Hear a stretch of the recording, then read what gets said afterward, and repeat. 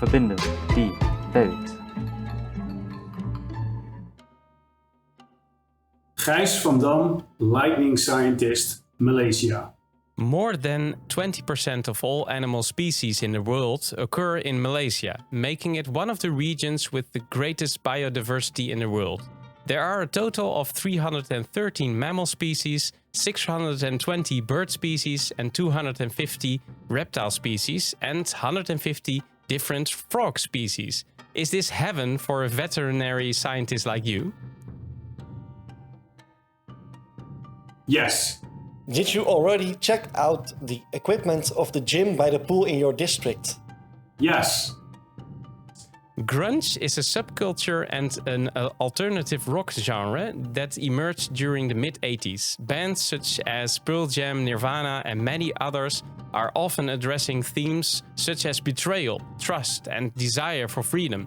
Is Bitcoin a subculture for an alternative money currency that emerged in the early 2009?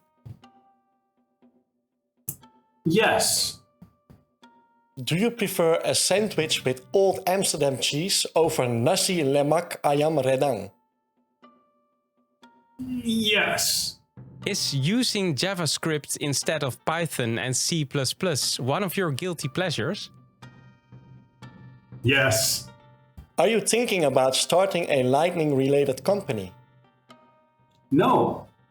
You had a company earlier that tried to protect brick and mortar bookstores from giants like Amazon, and one of your customers was Libris. Did you know that the Libris store in Hilversum in the Netherlands accepts Lightning payments? No. Is your nickname Gijs de Wise? No. Will you write a book about the Lightning Network in the future? No. Are you Satoshi Nakamoto? No.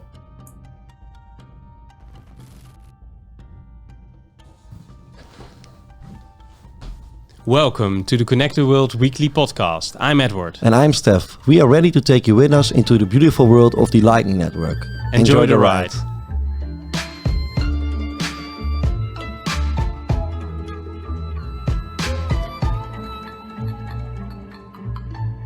This is episode 14 of Connect the World.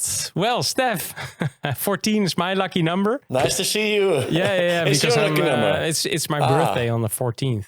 Well, you don't know which which season, but 14, and it's double of 7, and 7 is a good number. So holy number. 7 is kind of my lucky number, but 21. I think 21 is taking it over. So, of course. But let's make it a lucky episode. This episode. I like man. It. We have Gijs van Dam. Yeah. And you know what? Actually, Edward, we found out in the pre-interview that we went to the same high school. Oh yeah. And that is it was very surprising to me because Gijs is living in Malaysia, in Kuala Lumpur actually, and in the pre-interview, Gijs van Dam obviously is a guy from the Netherlands. Yeah. As you so can what tell are by the the odds? name, Gijs.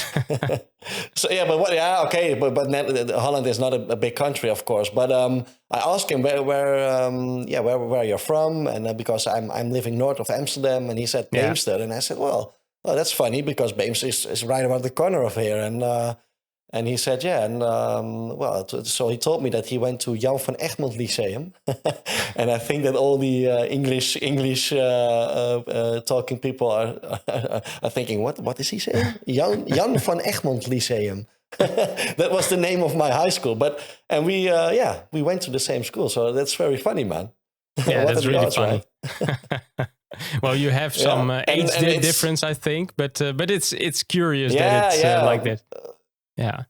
Yeah, because the school was in a different building when he was there, and so they switched to another location. But and I was thinking, Gijs is way smarter than I am, so I think there was something terribly wrong with the school after Gijs left the school because I'm not as smart as he is. Very interesting guest. Well, he ended up in Malaysia, exactly like you said it. And he's a researcher and consultant in applied cryptography.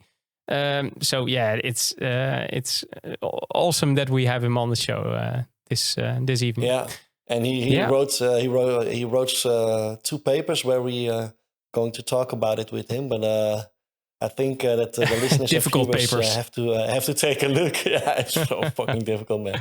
Exactly. Well, I have them here and I've read it, but some chapters were really difficult, and I think that's well, he's more of a researcher, of course, so it's normal to explain and tell use math to really show that it that what you write is that it works. Yeah, exactly. So great. Yeah. But so the interview with Gijs is in the second part of our show, and first we're going to talk a bit about the statistics of the Lightning Network, and of course about our Rings of Fire community, because Edward, we have some things to share, I think.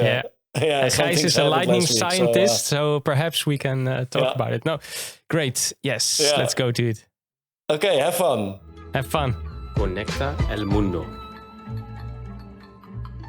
So last week we had a little over 23.33 Bitcoin pushed into the Lightning Network, and this week we added almost 2 Bitcoin, 1.8 Bitcoin actually, Edward. Yeah. Exactly. So we have now over 25 Bitcoin pushed into the Lightning Network with around 845 members participating in over 104 rings. So, yeah, man. I mean, amazing. Incredible. Stats. I mean, really incredible. Yeah. It's really incredible. Yeah. Well, with 845 members participating for 25 Bitcoin is really incredible. And with over 100 rings, so amazing. We're going to celebrate at the ring anecdotes, because I can tell you exactly what ring was the 100. So we have to wait a bit for that celebration. But and only in 8 months.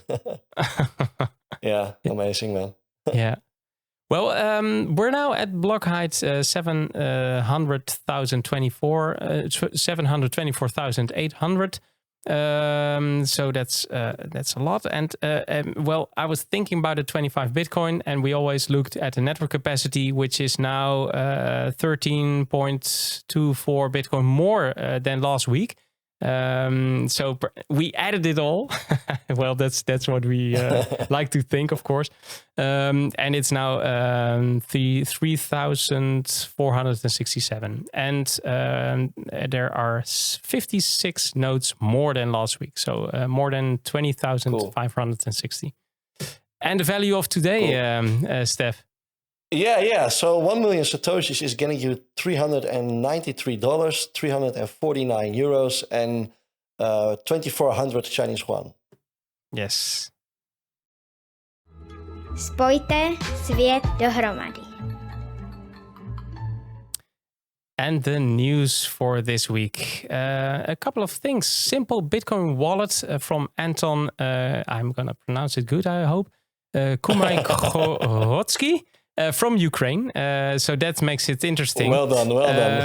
He tweeted to get your money out of Simple Bitcoin wallet, and that's not a good sign, of course. He says it's unsafe to keep anything there, given the situation in Ukraine. For all listeners, Simple Bitcoin wallet is an open source, non-custodial mobile Lightning wallet, and they also offer optional custodial channels that are at risk at the moment. Then Bitcoin Lightning Network Hack Day in Istanbul. The 6th version of the Hack Day is being held there. And for everyone, it's a place to discover the Lightning Network. And with some people from Lightning Labs, Carla Kerr-Cohen and René Picard is there. And Raspberry Blitz and the Lightning ATM. That's also an interesting hardware project. And then I saw there was a video on YouTube broadcasting it, so you can check it. I think it's finished by now, but I watched a short part of it this evening. Great. So. I will put the URL in the show notes. Yeah. And Rusty Russell posted in the Lightning Dev mailing list a detailed proposal for a new set of Lightning gossip messages. And the new proposal uses BIP 340 style Schnorr signatures and X-only public keys. And the goal is to maximize efficiency and an efficient gossip protocol. And that would be nice. Also, the link is in the show notes. And then the last part of Breeze Wallet. The Roy Scheinfeld, the co-founder and CEO of Breeze, wrote an article about seeing the Lightning Network as a liquidity network. And he invites node operators in the article to see themselves as fund managers instead of admins. And his end statement is saying that seeing liquidity allocation is the future of the network. So if you're interested in reading it, then check it out. Cool. Verbind de wereld. Yes, and then let's have a talk about our ring forecast because we have a special announcement. We are searching for a woman to participate in the one and only Ring of Fire, the woman version, the special woman version. So we talked about it with Madeline Ash from PlebNet last episode. And we have now, I think it was already 4 or 5 women who are interested to join that one. So if you are a woman and you have a Lightning node running and you want to participate in this ring, please contact me on Twitter or just in our Ring of Fire Telegram group. And I will make sure that you can participate in that one. We don't know what the liquidity will be because we don't have consensus about it yet. But but we're taking our time with this one. We don't want to rush it. And it would be nice to have at least 6 and maybe 8 women maximum within this ring. So yes, please reach out to us if you want to join. And then we have the 5 million Satoshis 14th ring. There is only 1 spot left. So if you want to join that one, I think you need to hurry a bit and sign up. Yeah, sign up for that one. And the other liquidity rings are a lot of spots left. So don't need to rush to that one. So Conectar el mundo. Yes, Edward. And now I have to take a deep breath. Because always before we record, I'm getting all the information and all the statistics from our Rings of Fire group, of course. And I saw that we balanced 9 rings last week. So I couldn't believe my eyes. So I had to check twice.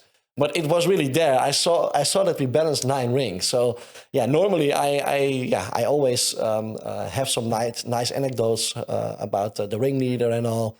But with 9 rings, it is a bit too much. So I'm going to do this a bit different than you used to than you used to.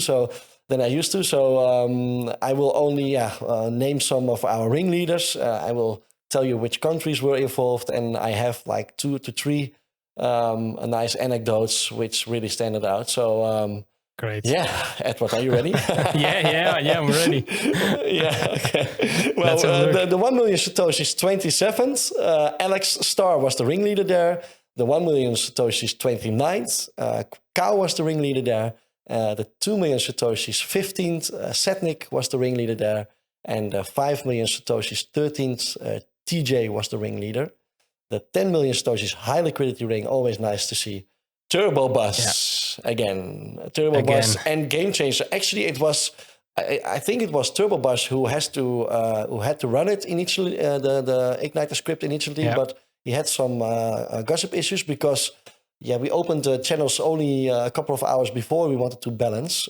So the channels were really fresh. So we had some gossip issues, but then Game Changer volunteered as step-in ringleader and balanced the ring after all. So that was very nice.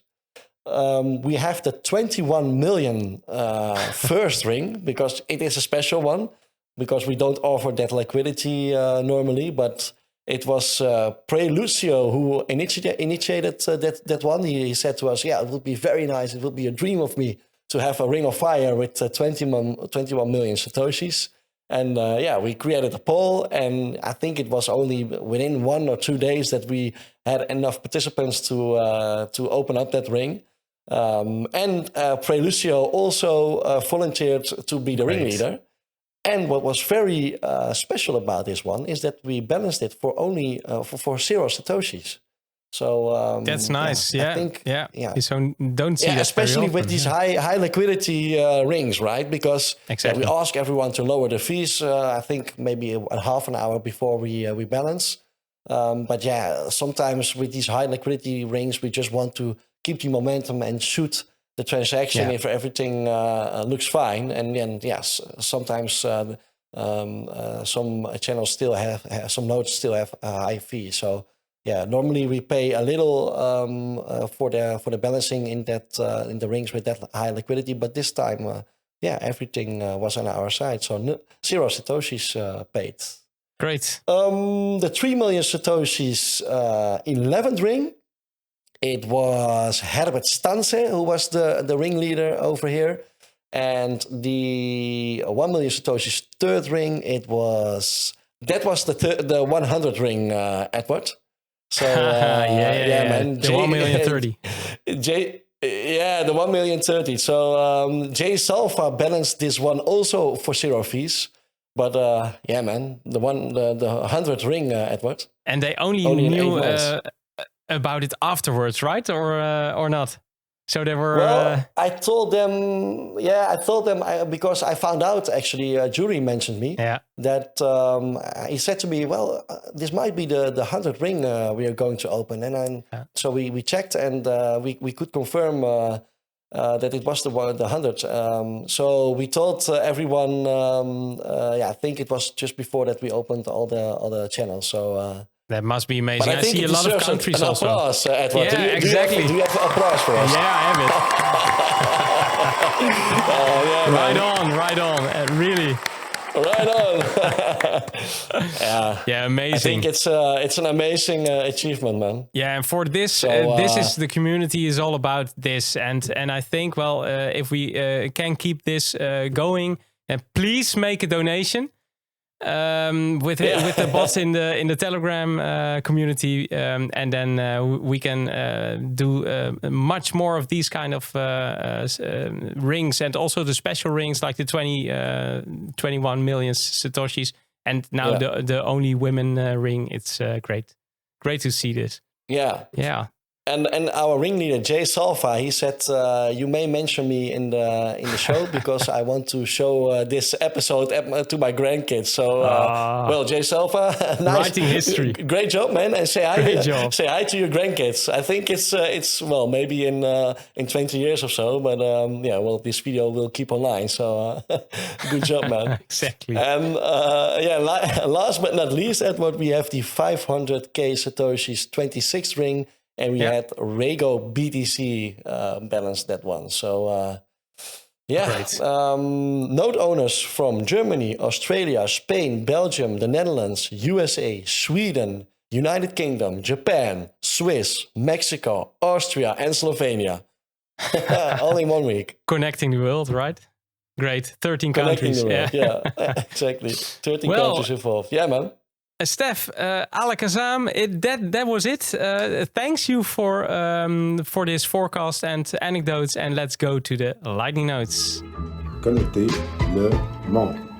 Make sure to secure your home network. So change default passwords and use two-factor authentication where possible, and keep your software up to date. It's also very important.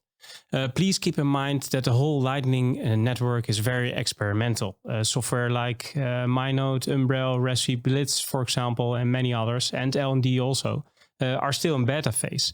Don't blindly run terminal commands on your node if you don't understand them yourself, and especially when prefixed with sudo.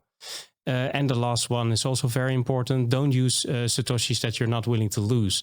So if you're not aware of all security considerations, then read into it. Educate yourself, read articles, ask for help in Telegram groups with high reputation like ours, and listen to podcasts and learn by doing. Otherwise, don't participate. Also, you can stay informed by following us on Twitter. You can find us at Satoshi Radio ROF, and follow our Lightning leader, Jonī Kyasshu. Join our Telegram groups, Satoshi Radio, Ring of Fire, and Connect the World. and check our website, satoshi.radio. It would be nice for you to be part of our Amboss community. You can find us there on Satoshi Radio, and like and subscribe to our YouTube channel. Use Podcasting 2.0 to listen to Connect the World, and you can check Sato Trading for the current value. You can find all this information, of course, also in the show notes as well. All right, let's get on to the show. Соединим этот мир. Well, we're excited to have you in our podcast, Gijs. How are you there? I'm doing great. Thanks for having me. Nice to meet you, Gijs. And you entered the gym because I wrote on your I read on your website that you promised yourself you will check out the equipment there. And you said yes, with a big smile on your face. I saw a big smile on your face. Because I only checked it out once. Oh, okay, but a promise is a promise. So exactly, you checked it out, right? yeah, exactly. Cool, man. Hey, and you didn't know that Libris was accepting Lightning payments. No, I did not. No, interesting. Yeah. I thought maybe you should know, of course, because you are one of the founders of Mindbus. Can you maybe tell what Mindbus is? Yeah, so I started working in the late 90s as a developer, as a web developer, basically. And then after the dot-com crash, I started my own company with a few of my former colleagues. And that company still exists. It's called Mindbus. And we started off as a normal web development company, but we morphed into this company that now builds an e-commerce platform for bookstores. So that's our main source of income in that company. And Libris is a big chain store of bookstores in the Netherlands, and we serve the Libris chain stores. Yeah. Well, in Hilversum, we really have Bitcoin enthusiasts there. Stef and I were. When was it? It was last year, I think, in the last quarter, and we had a meetup there with two of our community members, which released a book. And the book, it was about Bitcoin, and everything can be bought there with Bitcoin. It was it was so heaven. Cool. Yeah, it's a shame that we don't offer it on the website of Libris. It's because we use a payment service provider that handles all the payments for online payments, and they don't offer it, so it's not an option with them. Yeah. Hence we don't offer it, but.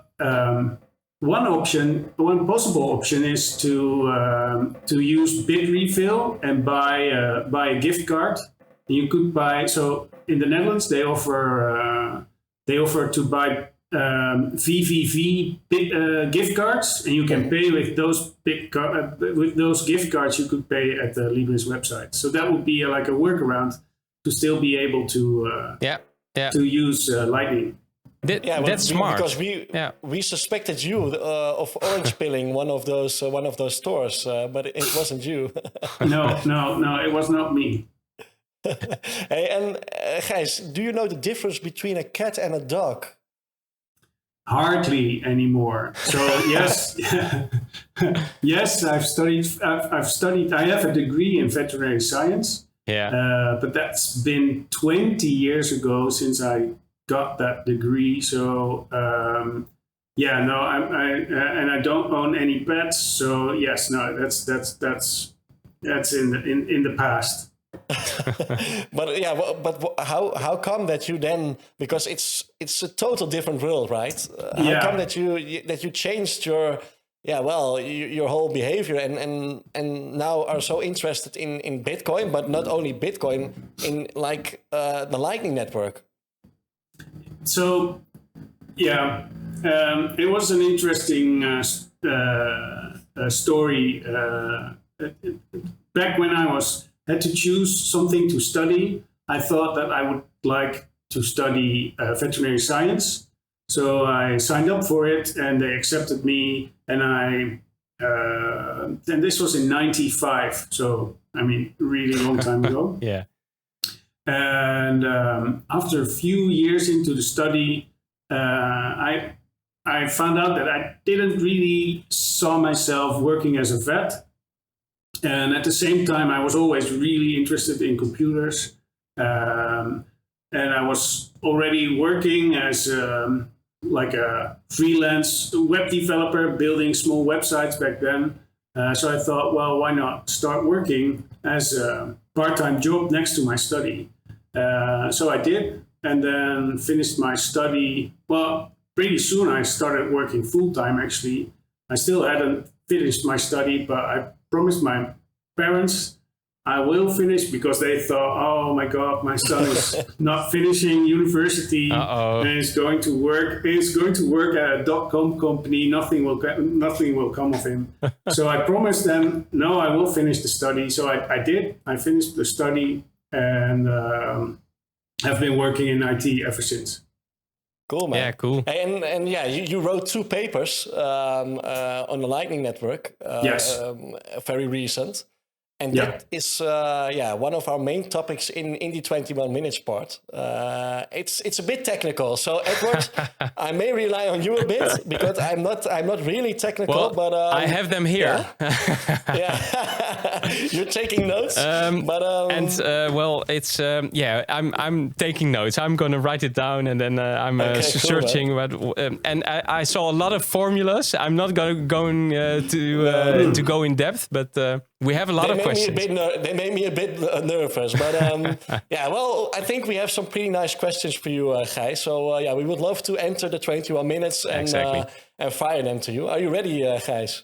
Yes, I'm up for it. Okay then, there we go. Conecta el mundo.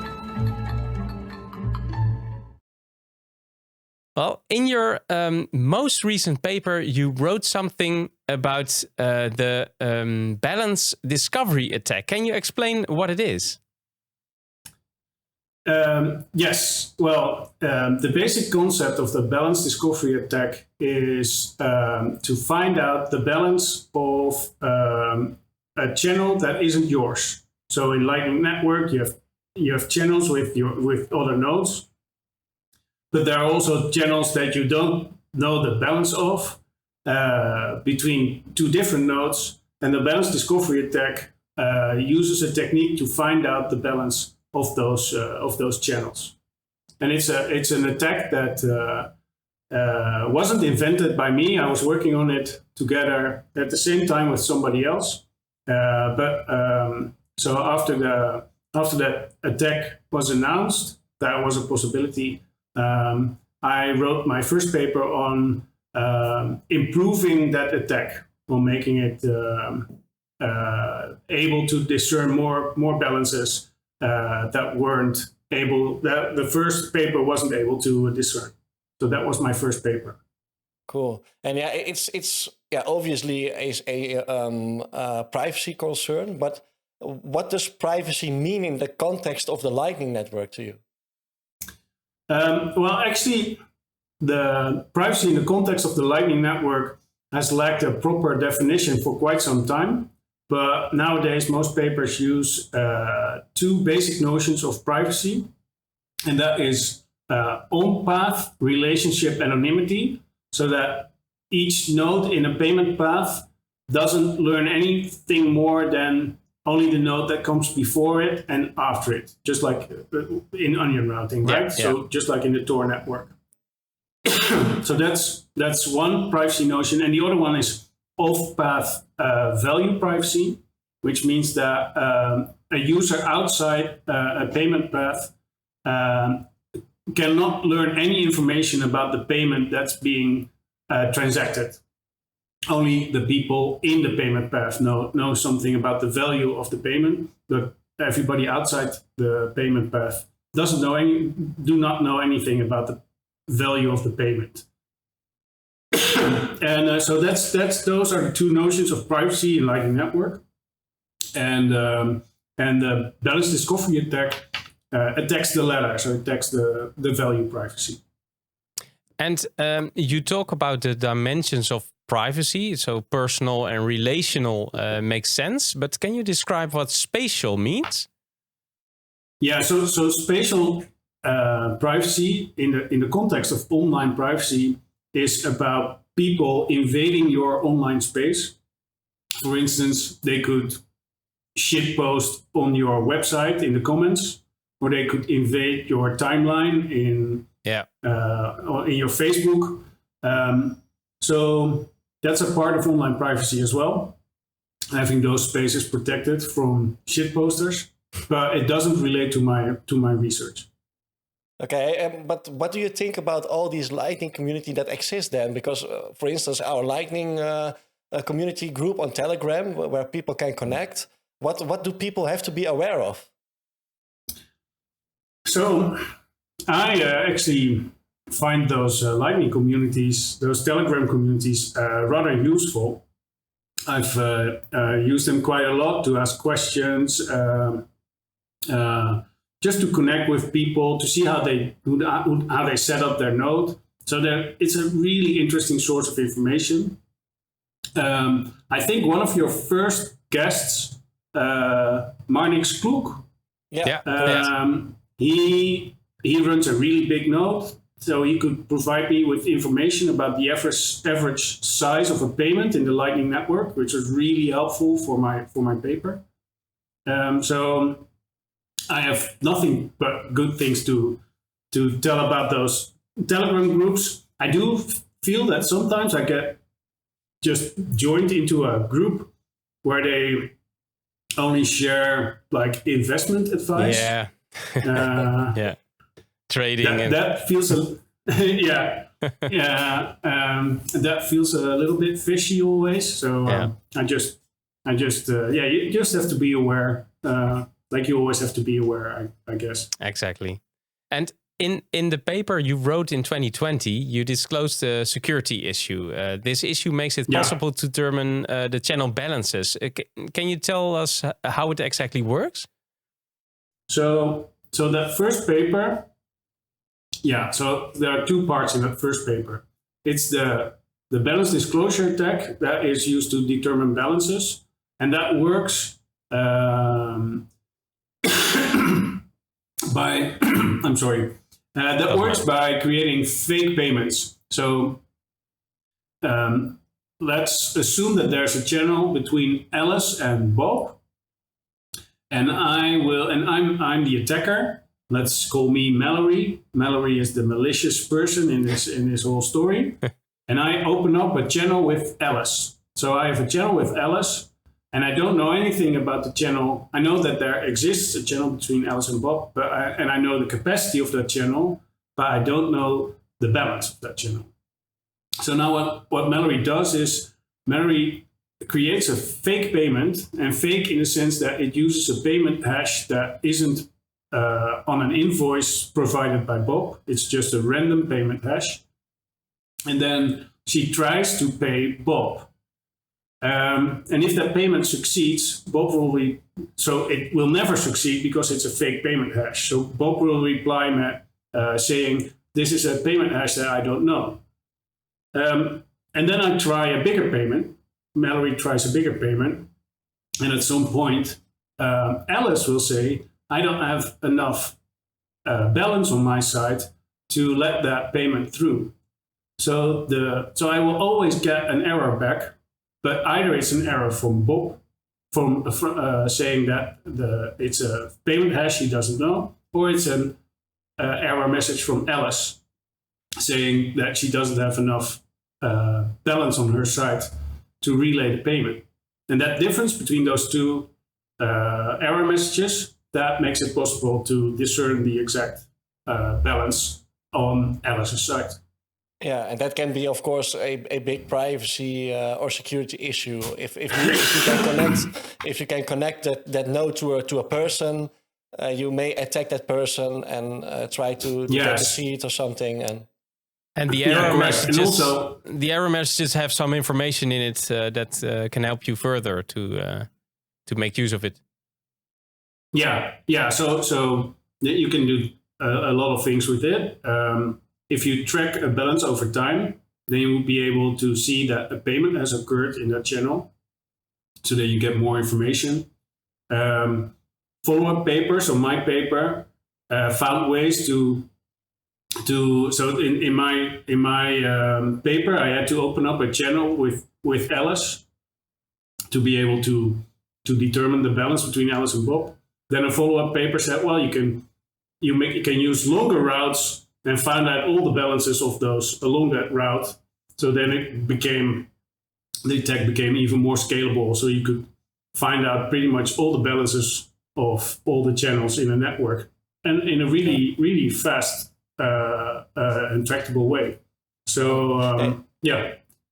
And one of the possible solutions to this issue is approximate differentially private payment channels. It's a mouthful.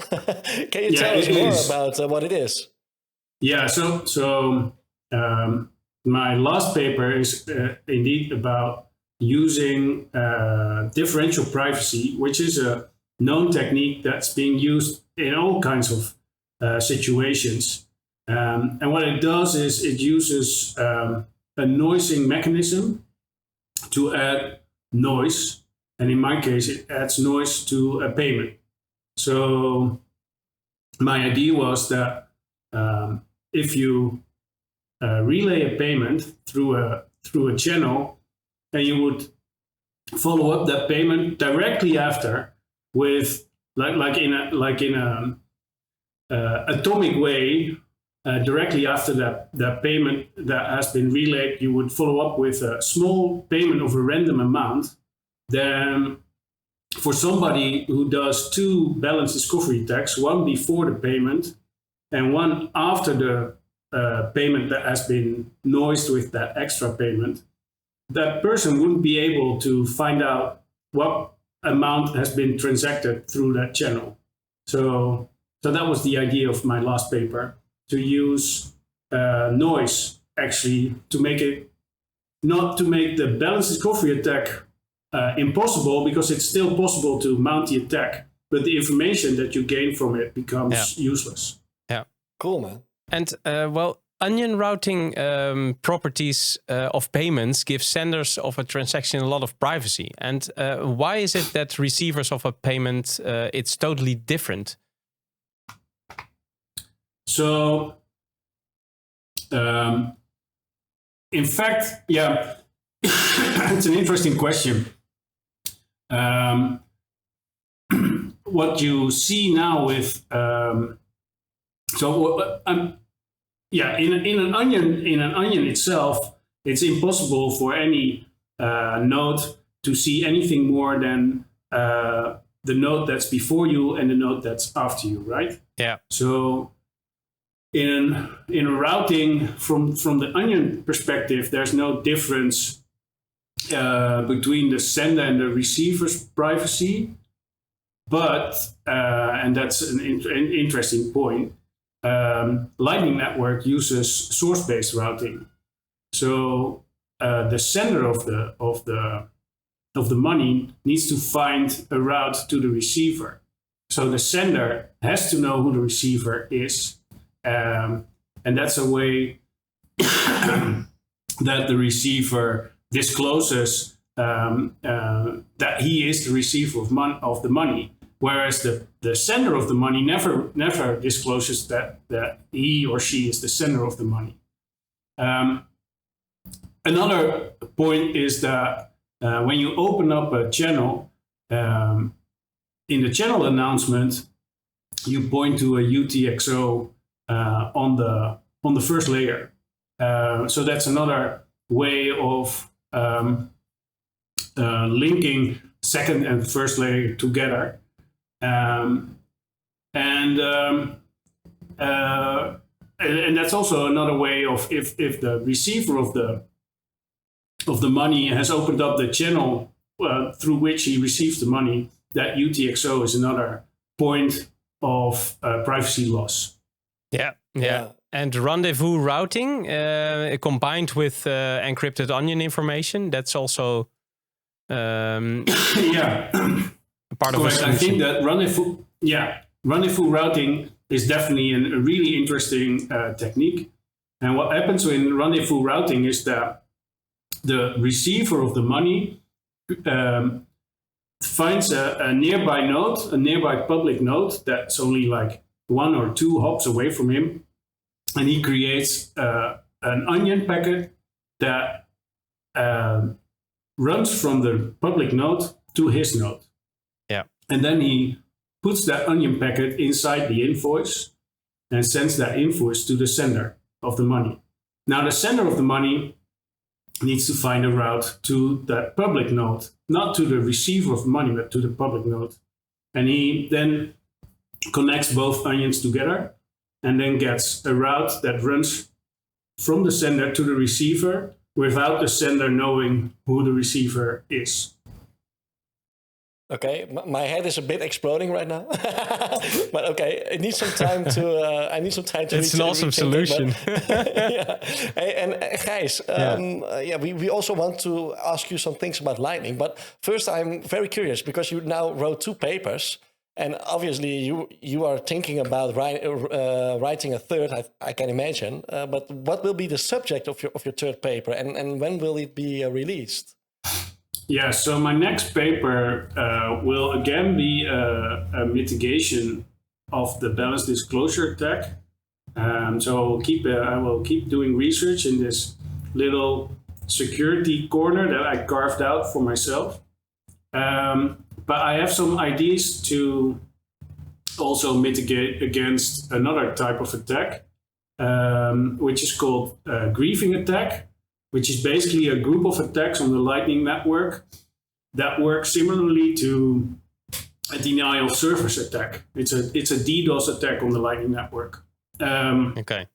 And I think I have some ideas of mitigating against those attacks as well. It's interesting. Yeah, DDoS attacks. I already read something about that. If we go way ahead in time and maybe Lightning is the main way of payment, then it can be a really big issue if this DDoS attack is happening, right? Yeah, exactly. Yes, exactly. So it's a grieving attack in the sense that the only effect of the attack is that it's really annoying. So and annoying in a sense that can be really harmful, right? I mean, you basically make the entire Lightning Network impossible, or parts of it impossible to use. Yeah. So yes, if the mainstream adoption of Lightning Network grows, then just like with internet, DDoS will become a real issue. And are you more a scientist or developer, or exactly are you also going to write the solution, or are you trying to use the perspective of a scientist? Currently, I feel more like a scientist, but it depends on the day of the week that you ask me. But that being said, I'm part of doing research. You don't see it in the paper, but part of the research is also writing proof of concepts, developing proof of concepts, and writing quite a bit of code. So I definitely still do some developing. Okay. Cool. At night. In JavaScript, of course. Well, a lot of Python, actually. Yes, a lot of Python lately.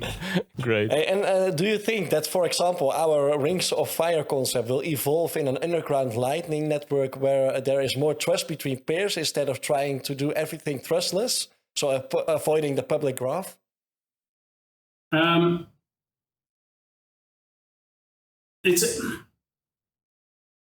think it could go both ways. I really like the concept of the Rings of Fire. So where you promise to create channels in like a huge ring. I really like that concept. I like it introduces a level of trust into Lightning where I'm fine with, because even if somebody breaks that trust, the worst thing that happens is that you open up a channel and don't get anything in return for it, right? So yes, I mean, you don't run a huge risk.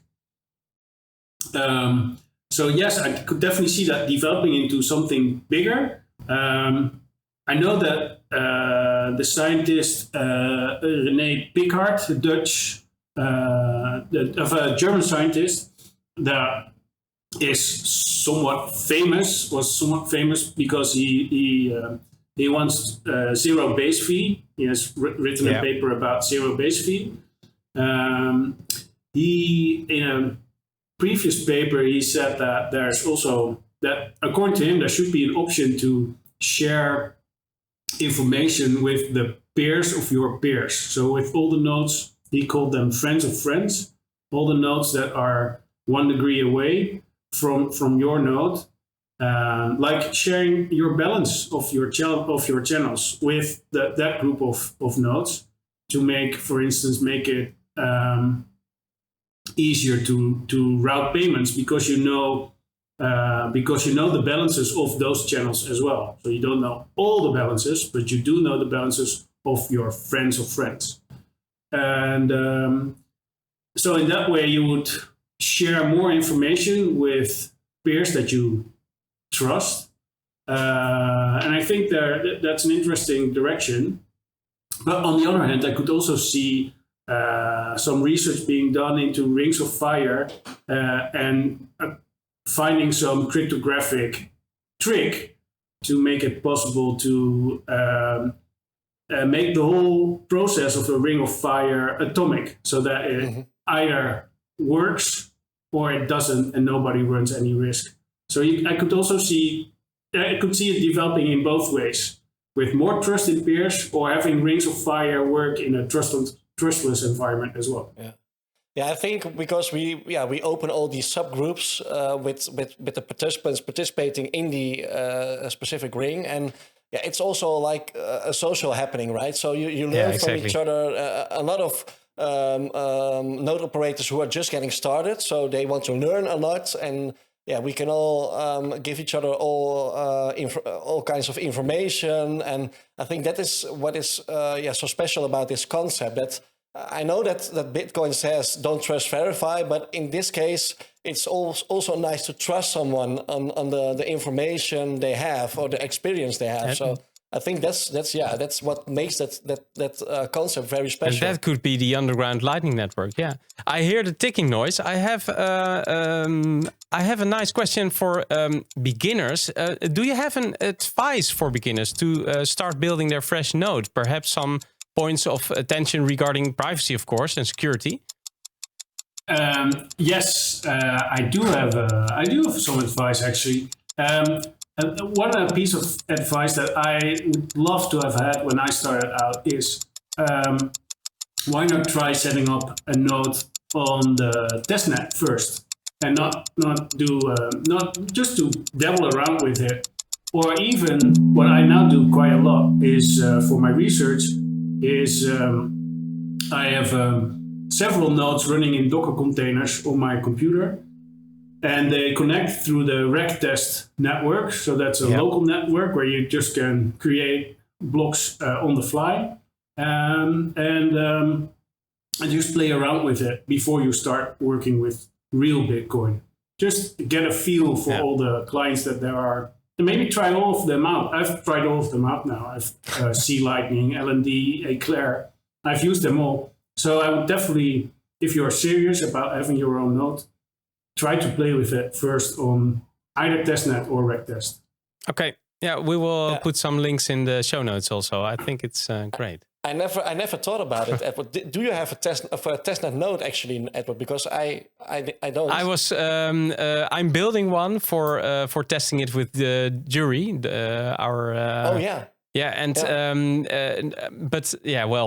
Time is very important.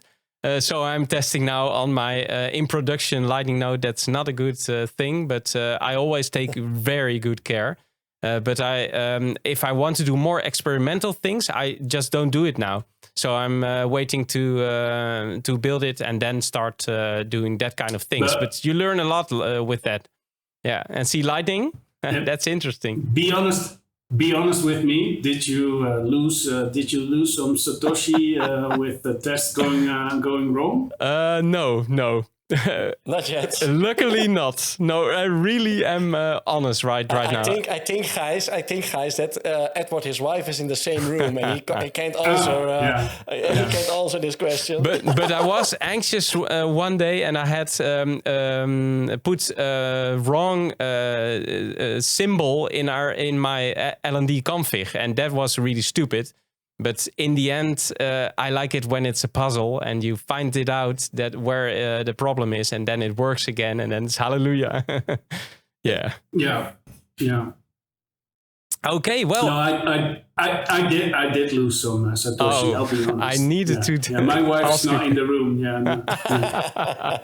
We won't tell her. But I think for scientists, sometimes things can go bad, and then you have, like the Swedish chef, things go bad in the kitchen, and yeah.